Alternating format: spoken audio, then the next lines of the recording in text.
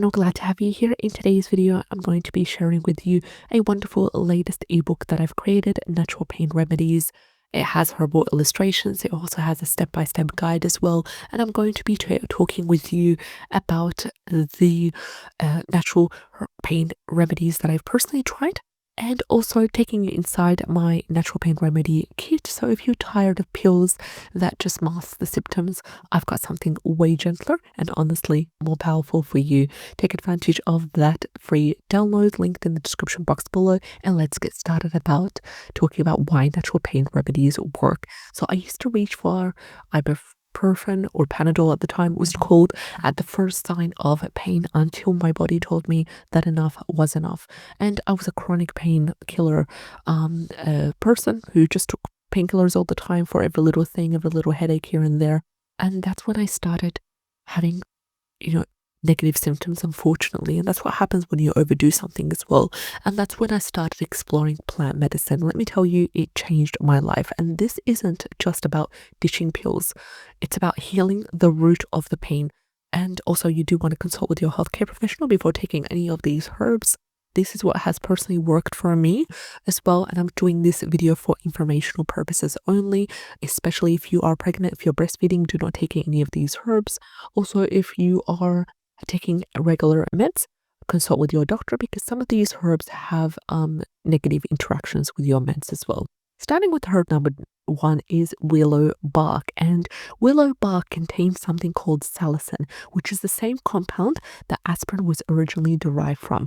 Now, willow bark is amazing for headaches, menstrual pain, and backaches, and I once had a splitting tension headache, and I have a migraine every now and then, unfortunately. The willow bark tea is something that I use to gently soothe that headache without the foggy brain. And I don't want you to wait until the pain is unbearable. Willow bark works at the first time. So once you feel the first signs and you're clear to go by your practitioner that you're okay to take willow bark without any sort of negative interactions according to your personalized health plan, then it's amazing for helping with that first signs of pain. Another thing is turmeric, and turmeric is this bright orange root. It's one of the most powerful anti-inflammatory herbs in the world, and it's best for things like chronic inflammation, arthritis, joint pain. So I personally add turmeric in tea, and I add black pepper to it, and I add it also not only to tea but nearly everything, so soups, teas, and even smoothies as well. And it really helps with my joints, especially after the gardening days as well. And I've been doing gardening quite frequently. There's also, I just started a gardening channel if you want to check that out if you are interested, linked in the description box below.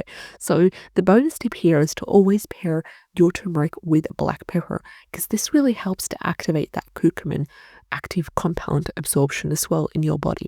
So a remedy number 3 that I'd often talk about here on the channel is Arnica. So I'm thinking about Arnica gel, Arnica pellets as well. Absolutely amazing. So if you've got bumps, bruises, sprains, sore muscles, Arnica is going to be your best friend. So after changing 5 kids, my knees really feel it, and Arnica gel has saved me from walking stiff the next morning. Another thing that I use for my aching knees every now and then is castor oil pack. Absolute game changer. And also Arnica is the first thing that I pack for travels or for hikes as well, just in case. I do take the Arnica gel with me, and I also have Arnica little 30C pellets as well. The remedy number 4 is quite an interesting one. It is peppermint tea. Now, peppermint tea is for headaches that I take personally. It has other uses as well, but I personally take it for tension headaches. And what I do is I dab peppermint oil on my temples and the back of my neck. It's cooling, it's soothing, and it opens up tight areas very, very fast. So you can blend it with a carrier oil to avoid skin irritation. You always need to do a patch test before using any essential oils on your skin. Please do not use them undiluted unless you are you've done a patch test and you've cleared that out as well, but always dilute them with another carrier oil. And peppermint oil for me works in under 5 minutes, and it smells absolutely divine as well. Really helps with focus at the same time. Remedy number 5 is ginger. Now, ginger is not just for nausea, because it's extremely powerful for inflammatory pain in general, especially joint pain and muscle soreness. So you can use it in meals, you can use it as a tea, You can also use it as capsules during flare-ups. I've personally have not tried capsules, but I also am a big fan of using it as a tea. I'm not a big fan of its taste in meals, only until I do the ginger garlic paste. Then I can tolerate it in meals, in cooked meals and stuff, but that's just a personal thing for me. And I sip ginger turmeric tea when my body feels inflamed, and also I notice a relief within 1 hour, which is amazing as well.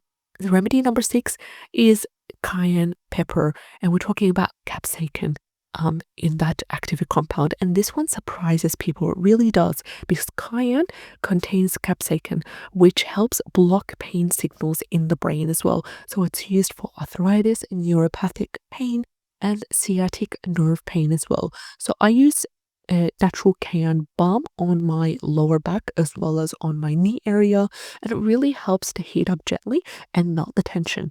Also, if you're doing a castor oil pack and you have a part of your body that's hurting really badly, then just add a little bit of cayenne with the castor oil, just a little pinch of it, and also use it on a small part of the area. Of course, you don't want to use it until you do a patch test. That way you know that your body will not react negatively to it, because then again, remember, we're all different. So we all react differently to all these kind of things. Another thing is remedy number 7, absolute wonders, lavender essential oil.